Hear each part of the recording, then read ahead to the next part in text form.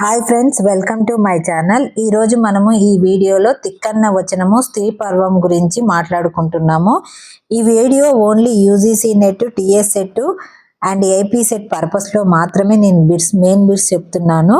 ఒకవేళ అలా కాకుండా కంప్లీట్గా చూసాక నచ్చినట్లయితేనే please like and share, subscribe, comment కూడా చేయండి. ఓకే ఫ్రెండ్స్, తిక్కన్న వచనము స్త్రీ పర్వము. ప్రాచీన తెలుగు సాహిత్యము ప్రధానంగా పద్య ప్రక్రియలో వెలువడింది. మనకి ప్రాచీన తెలుగు సాహిత్యం ఎలా వెలువడింది? పద్య ప్రక్రియలో వెలువడింది. అయితే మహాభారతం మొదలుకొని చాలా వరకు పురాణ ఇతిహాస కావ్యాలు చెంపు రచనలో సాగాయి. మహాభారతము అలాగే పురాణ ఇతిహాస కావ్యాలు చెంపు రచనలో సాగాయి. చెంపు అంటే ఏమిటి? పద్య గద్య సమ్మలితమైన రచన. అటువంటి చెంపు పద్ధతిలో రచించిన వాటిలో కవిత్రయ భారతం మొదటిది.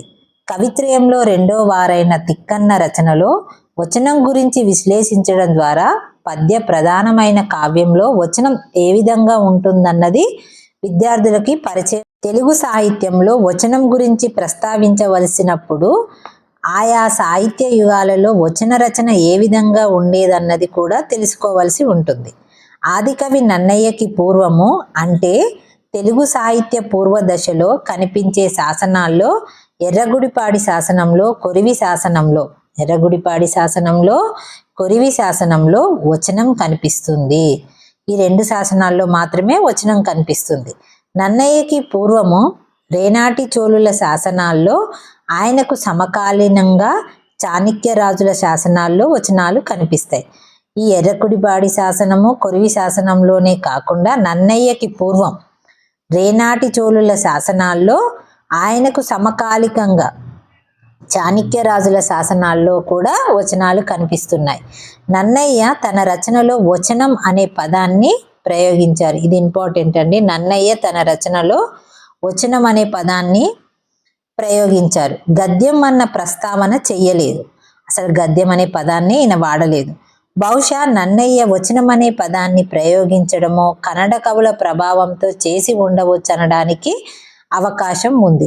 ఎందుకంటే క్రీస్తు శకం 11వ శతాబ్దం నాటికే కన్నడ సాహిత్యంలో వచనాలు అన్న పేరిట భక్తి కవిత్వం వెలువడింది. ఏ కవిత్వం వెలువడింది? భక్తి కవిత్వం. ఎన్నో శతాబ్దం? 11వ శతాబ్దం నాటికి కన్నడ సాహిత్యంలో వెలువడింది భక్తి కవిత్వం. నన్నయ్య మహాభారతంలో వచనము ఆయన రాసిన 2.5 ఆశ్వాసాలు 3వ వంతు ఆక్రమించిందని చెప్పవచ్చు. ఆయన 2.5 పర్వాలు రాశారు కదా, ఆ 2.5 ఆశ్వాసాలలో 3వ వంతు ఆక్రమించిందని చెప్పవచ్చు. నన్నయ్య వచనానికి బహుశా చాణక్య యుగంలో శాసనాల్లోని వచనము ఒక మార్గాన్ని ఏర్పరిచినట్లు, ఆయన దానికే ప్రామాణికంగా స్థిరీకరించినట్లు పండితులు చెప్తున్నారు. సంస్కృత పదాలు తెలుగు భాషకు అన్వయించిన భారతాంధ్రీకరణం ఎంతో నిపుణంగా చేసిన నన్నయ్య తన వచన రచనలోనూ తెలుగు విభక్తులు, వాక్యాంశాల విషయంలో శ్రద్ధ చూపి చక్కని వచనాన్ని తన భారత రచనలో అందించారు. నన్నయ్య వేసిన వరవడిలో ఎక్కువగా తెలుగులో అనంతర కవుల వచన రచన సాగింది. అంటే సమాన భూయిష్టమైన అర్ధ శబ్దాలంకారయుతమైన వచన శైలిని అనంతరం కావ్యము ప్రబంధ యుగాలలో చూడవచ్చు.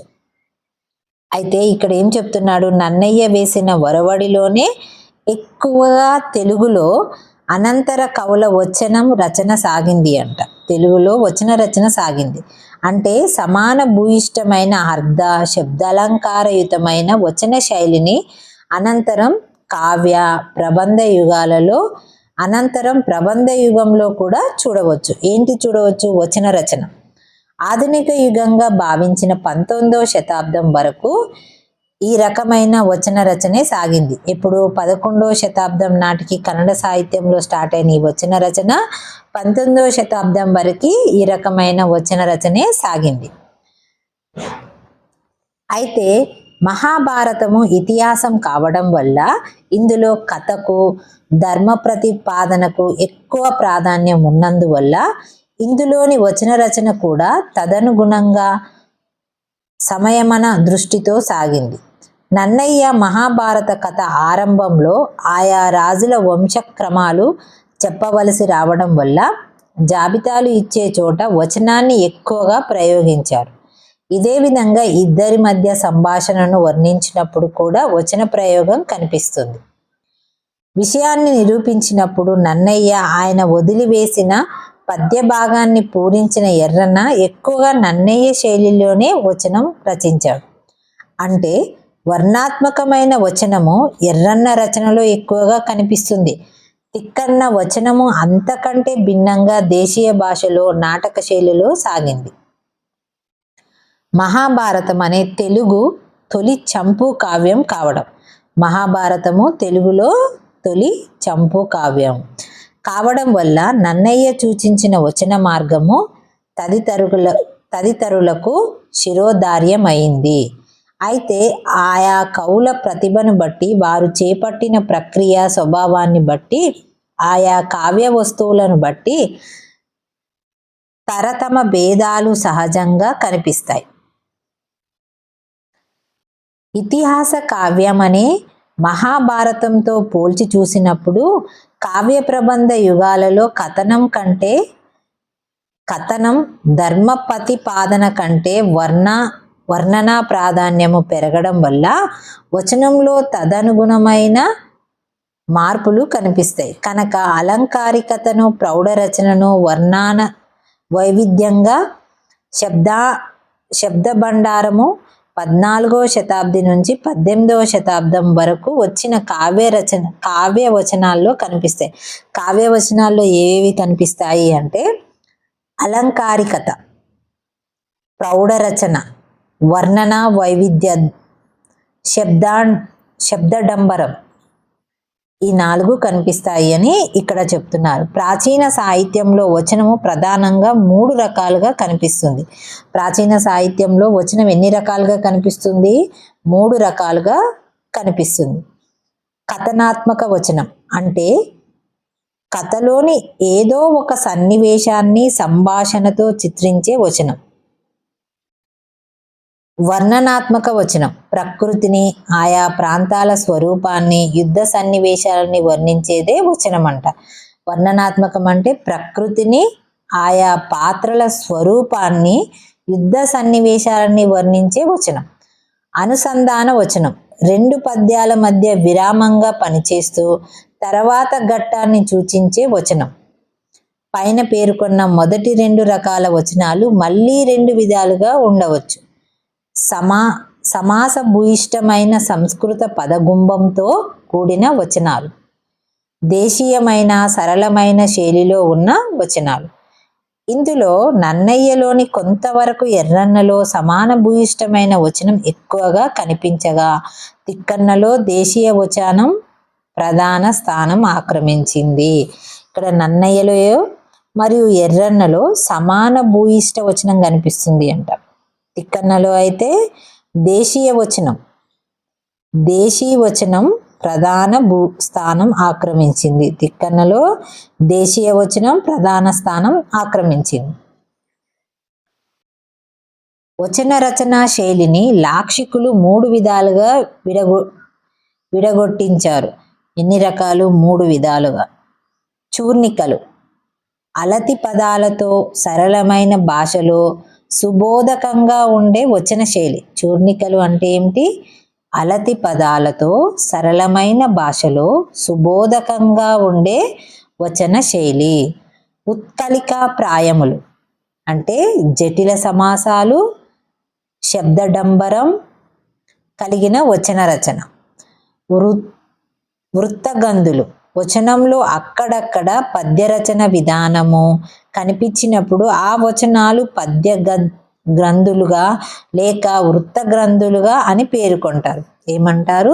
వృత్తగంధులు అంటే వచనంలో అక్కడక్కడ పద్యరచన విధానం కనిపించినప్పుడు ఆ వచనాలను పద్య గ్రంథులు లేక వృత్తగంధులు అని పేర్కొంటారు అంట. పై 3 రకాల వచనాలు ప్రాచీన సాహిత్య కవులందరూ రచనలో తరతమ భేదాలతో కనిపిస్తాయి. చెంపు కావ్యాల్లో వచన రచన ఈ కింది సందర్భాల్లో కనిపిస్తుంది. చెంపు ఎప్పుడెప్పుడు వచన కావ్యాల్లో ఉపయోగించారు అంటే సుదీర్ఘమైన ప్రకృతి వర్ణన చేసేటప్పుడు, వేట, ప్రయాణము, యుద్ధము వంటివి చర్యాత్మకమైన ఘట్టాలను వర్ణించేటప్పుడు, పాత్ర హావభావాలని వివరించేటప్పుడు, ఒక సంభాషణ క్రమాన్ని, అందులో పాల్గొన్న పాత్రలని చూసినప్పుడు, సంభాషణలో క్రమంలో మధ్య ఏకవాక్య సూచనలు చేయవలసి వచ్చినప్పుడు, ఏదైనా వివరించే సందర్భంలో జాబితాల్లో ఇవ్వవలసి వచ్చినప్పుడు ఈ చెంపు కావ్యాల్లో వచన రచన ఉపయోగిస్తారు. చెంపు కావ్యం అంటే పద్య గద్యాలను ఉపయోగించే దాన్ని చెంపు కావ్యము అంటారు. తిక్కన్న వచన విశేషాలు. తిక్కన్న మహాభారతంలో 15 పర్వాలను తెలుగులో రచించిన మహాకవి. ఎన్ని పర్వాలు? 15 పర్వాలని తెలుగులో రచించిన మహాకవి. నన్నయ్య ఆది సభ పర్వాలని సంపూర్ణంగాను, అరణ్య పర్వము కొద్దిగాను రచించగా, తిక్కన్న అరణ్య పర్వశేషాన్ని వదిలివేసి తక్కిన పర్వాలని అనువదించారు. తర్వాత వచ్చిన ఎర్రన్న అరణ్య పర్వశేషాన్ని పూరించారు. తిక్కన్న తర్వాతకి వచ్చిన ఎర్రన్న అరణ్య పర్వశేషాన్ని పూరించారు. మహాభారతం కాక వచనరహితమైన నిర్వచనోత్తర రామాయణాన్ని కూడా తిక్కన్న రచించాడు. అంటే ఒక్క వచనము లేకుండా కేవలం పద్యంలోనే కావ్యాన్ని రాయడంలో తిక్కన్న అసామాన్య ప్రతిభను ప్రదర్శించాడు. నిర్వచనోత్తర రామాయణం అవతారికలో తిక్కన్న గద్యం, వచనం అనే 2 పదాలని ప్రయోగించాడు. నన్నయ్య మాత్రం ఓన్లీ వచనం అనే పదాన్ని మాత్రమే ప్రయోగించాడు. తిక్కన్న మాత్రం ఇక్కడ గద్యము, వచనం అనే 2 పదాలని ప్రయోగించాడు. ఈ 2 పదాలను ఆయన సమానార్థకాలుగానే ప్రయోగించినట్లు కనిపిస్తుంది. నన్నయ్య గద్యం అనే పదాన్ని ఉపయోగించలేదు. ఇది కూడా గుర్తుంచుకోండి ఫ్రెండ్స్. ఒకసారి యూజీసీ నెట్లో వచనం అనే పదాన్ని ఎవరు ఉపయోగించారు అని అన్నారు, నన్నయ్య. అలాగే గద్యము, వచనము అనే పదాన్ని ఎవరు ఉపయోగించారు అంటే తిక్కన్న. మహాభారతంలో తిక్కన్న వచనాన్ని ఏ విధంగా ప్రయోగించారన్నది విశ్లేషించడం ఈ పాఠ్యం వల్ల కలిగే ప్రయోజనం. ఈ పాఠ్యం వల్ల ఏ ప్రయోజనం కలుగుతుంది అంటే మహాభారతంలో తిక్కన్న వచనాన్ని ఏ విధంగా ప్రయోగించారని విశ్లేషించడమే ఈ పాఠం వల్ల కలిగే ప్రయోజనం. ఈ పాఠ్య భాగంలో తిక్కన్న రచించిన స్త్రీ పర్వంలో 3 వచనాలని మీకు పరిచయం చేశాడు. స్త్రీ పర్వంలో ఎన్ని వచనాలు ఉపయోగించాడు? 3 వచనాలని మీకు పరిచయం చేయడం జరుగుతుంది.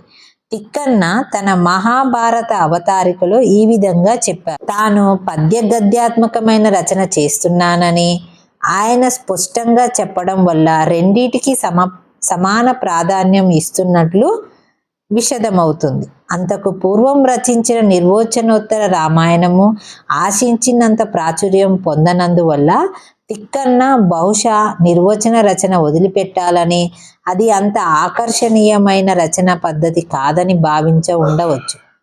అది కాక తనకంటే ముందు మహాభారత రచన చేసిన నన్నయ్య చెంపులోనే చేసిన రచనను తను కొనసాగిస్తున్నందువల్ల సహజంగా అదే పద్ధతిలో రచన చేశాడు. తిక్కన్న రచించిన మహాభారతంలో పర్వాలు 25% వచనాలున్నాయి అని పండితులు తీర్మానించారు. తిక్కన్న రచనలో పర్వాలలోని ఈ క్రింది సందర్భాల్లో వచన రచన కనిపిస్తుంది. ఈ వచన రచన ఎక్కడెక్కడ కనిపిస్తుంది ఆయన రాసిన స్త్రీ పర్వంలో అంటే ప్రకృతి వర్ణన, యుద్ధ వర్ణన, యుద్ధ వ్యూహ వర్ణన, ఉపకథల కథనము, ఏకపాత్ర సుదీర్ఘ ప్రసంగము, పాత్రల హావభావాల వర్ణన, సంభాషణ లేకుండా. అంటే ఈ వీటిలన్నిటిలో వచన రచన కనిపిస్తుంది. ఒకవేళ మనకి తిక్కన్న రచించిన పర్వాలలో ఎందులో వచన రచన కనిపిస్తుంది అని ఇచ్చాడు అనుకోండి, ఇది గుర్తుంచుకోవాలి. ప్రకృతి వర్ణన, యుద్ధ వర్ణన, యుద్ధ వ్యూహ వర్ణన, ఉపకథల కథనము, ఏకపాత్ర సుదీర్ఘ ప్రసంగము, పాత్రల హావభావాల వర్ణన, వీటిలన్నిటిలో వచన రచన కనిపిస్తుంది అంట. పద్య రచన, వచన రచన శైలి భేదాలు. చెంపు కావ్యంలో పద్యాలు అధికంగాను, వచనాల్లో తక్కువగాను ఉంటాయి. పద్య రచన అంటే ఛందోబద్ధమైన రచన కనుక సహజంగా అందులో ఒక తూగు, లయ, కావ్య లక్షణాలుగా చెప్పే వృత్తులు, రీతులు, శేయ ఒదిగిపోతాయి. ఏంటివి? వృత్తులు, రీతులు, శేయ ఒదిగిపోతాయి. కానీ వచనంలో ఆ విధంగా రచనా సౌందర్యాన్ని ఇమిడింపచేసే లేదా పాఠకులను, శ్రోతలను ఆకట్టుకునే విధంగా రాయడం అంత సులువు కాదు. సుదీర్ఘ సమాసాలు, శబ్దాలంకారాలు సమృద్ధిగా ఉన్నప్పుడు వచనం కూడా పద్యం వలె ఆకర్షణీయంగా ఉండే అవకాశం ఉంది. వచనం పద్యం వలె ఆకర్షంగా ఉండాలంటే ఏముండాలి?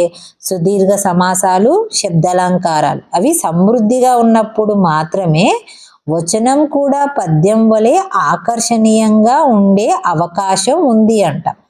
అటువంటి వచన రచన నన్నయ్య, శ్రీనాథుడు, పోతన, అల్లసాని పెద్దన, రామరాజభూషణుడు వంటి కవులు వచన రచనలో కనిపిస్తుంది. ఎవరెవరి రచనలో కనిపిస్తుంది వచన రచన? నన్నయ్య, శ్రీనాథుడు, పోతన, అల్లసాని పెద్దన, రామరాజభూషణుడు వంటి కవులలో వచన రచన కనిపిస్తుంది. అలా కాక ఒక నిడాంబరమైన శైలిలో కథా నిర్దేశమే ప్రధానంగా, ధ్వని సముచితంగా, రసదృష్టితో వచన రచన చేయడం తిక్కన్న వచన రచనలో లక్ష్యంగా చెప్పవచ్చు. ఇక్కడ ఒక నిడాంబరమైన శైలితో, కథా నిర్దేశమే ప్రధానంగా, ధ్వని సముచితంగా, రసదృష్టితో వచన రచన చేయడం తిక్కన్న వచన రచన లక్షణంగా చెప్పవచ్చు. ఇతర కవుల కంటే ఎక్కువగా పద్యంలో, వచనలోనూ దేశీయ పదాలను ప్రయోగించడం కూడా తిక్కన్న ప్రత్యేకత. కేవలం కథా సన్నివేశాల్లోనే కాక వర్ణన ప్రధానమైన వచనంలోనూ దేశీయ పదాలను ప్రయోగించే ఆశ్చర్యపరిచే నైపుణ్యం తిక్కన్నది. తిక్కన్న వచన రచన గురించి ప్రముఖ విమర్శకులు యు.ఏ. నరసింహమూర్తి గారు ఈ విధంగా వ్యాఖ్యానించారు. ఎవరు? తిక్కన్న వచన రచన గురించి చెప్పినది ఎవరు? ప్రముఖ విమర్శకులు నరసింహమూర్తి. తిక్కన్న ఉభయ కవి మిత్రుడని ప్రఖ్యాతి పొందినవాడు. ఏమని ప్రఖ్యాతి పొందాడు? ఉభయ కవి మిత్రుడని. తెలుగుతనం ఉట్టిపడేటట్లు భారతాంధ్రీకరణ చేసినాడు. తెలుగుతనం ఉట్టిపడేటట్లు భారతాంధ్రీకరణం చేశాడు. ఆయన వచనంలో 2 విధాల శైలులు కనిపిస్తాయి. ఎన్ని శైలులు కనిపిస్తాయి? 2 విధాల శైలులు కనిపిస్తాయి. దేశీయమైన పదజాలంతో కూడిన తెలుగు శైలి, సంస్కృత పద ప్రచురమైన మార్గశైలి కూడా ఉంటాయి. ఈ రెండింటిని మిళితం చేసి రాసిన వచనాలు కూడా తిక్కన్న రచనలో ఎక్కువ. తెలుగు జాతీయత నిండిన పద, వాక్య, వ్యాకరణ, లాక్షిక ప్రయోగాలకు తిక్కన్న రచన గని. నేపథ్యంలో స్త్రీ పర్వంలో తిక్కన్న రచించిన వచనాలలో స్త్రీ పర్వం నుంచి స్వీకరించిన 3 వచనాలని పరిశీలించవచ్చు. తిక్కన్న వచనాలు స్త్రీ పర్వంలో ఎన్ని వచనాలు చేశాడు అంటే 3 వచనాలు చేశాడు.